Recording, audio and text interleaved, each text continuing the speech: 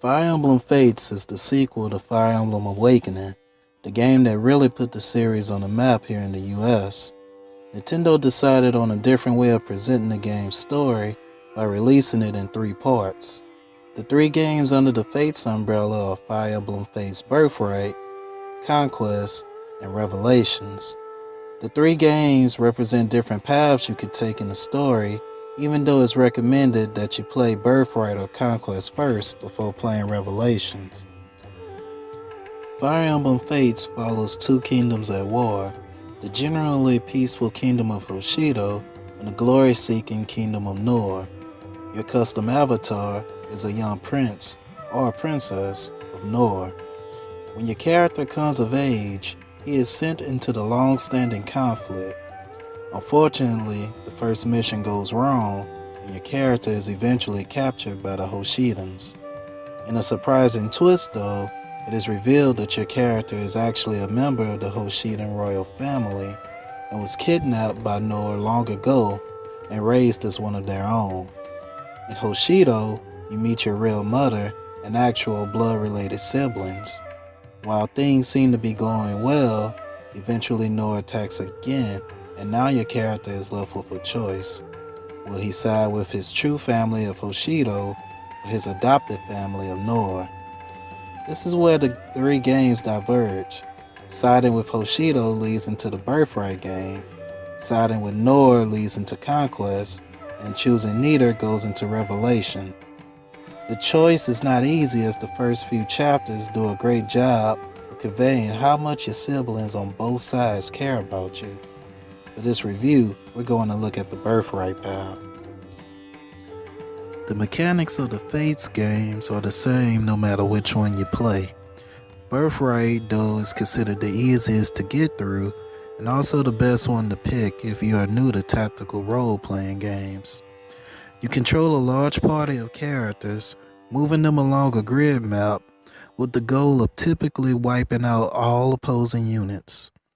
Characters in your army are made up of many different classes that excel in different roles. Many of the classes you have in Birthright aren't available in Conquest, though there won't be any issue in you wrapping your head around how to control them. Different classes have access to different weapons, and those weapons are a part of a triangle system where, for example, swords beat axes, lances beat swords, axes beat lances, and so on. Just because you have a weapon advantage doesn't mean you will win, as a character's other stats and the terrain play a huge part as well. Also returning is the support system, and it's been expanded from Awakening. If you have an ally unit in a square adjacent to your attacking unit, then your ally will join in the attack. If you pair ally units up, the attacking character will gain a boost in stats and also gain a stronger defensive position. Having units support one another raises their support rank, leading to entertaining conversations outside of battle. Your characters can become so close that they get married and have a child that you can then recruit into your army.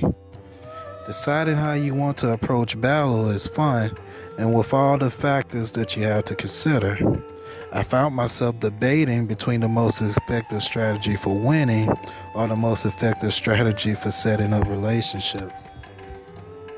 Mastering the game's mechanics is critical if you plan to play the game in classic mode, because in classic mode, if one of your units die, they never come back.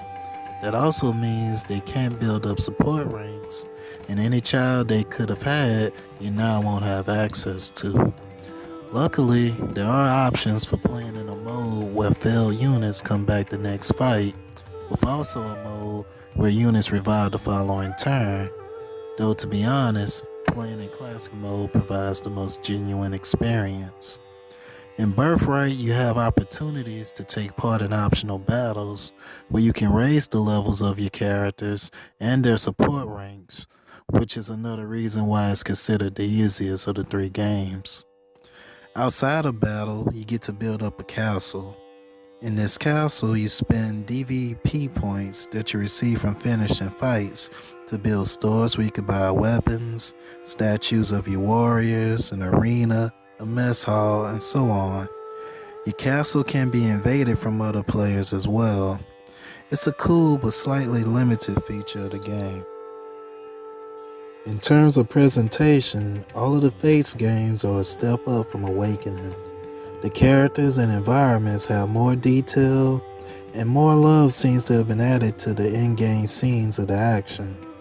Hoshido is based off feudal Japan, and much of the art and music reflects this, giving the game a distinct feeling of place. The CGI scenes are a joy to behold, and I only wish there was more of them. I don't have any major gripes with Birthright, but one thing that is slightly disappointing is the game's overall story. In Birthright, you go on a mission to pretty much repel the Noah forces. The story is not bad, it's just not all that exciting either, except for when you have to face your siblings from the North side that you abandoned.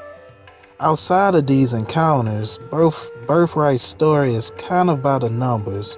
Not bad, but in no way memorable either. Don't let what I said about the overall story fool you though. Birthright is still a AAA release for the 3DS. There are plenty of hours of gameplay here and just as many characters to grow attached to. This is a great place for newcomers to the Fire Emblem series to start at, and it's one of the best tactical RPGs you can find on the 3DS. Thanks for watching. If you liked the video, hit the like button. Also hit the subscribe button as well. If you want to talk, drop a comment and I'll be on there and get with you. Visit mykindofgames.com to get more reviews and gaming news. Until next time, peace.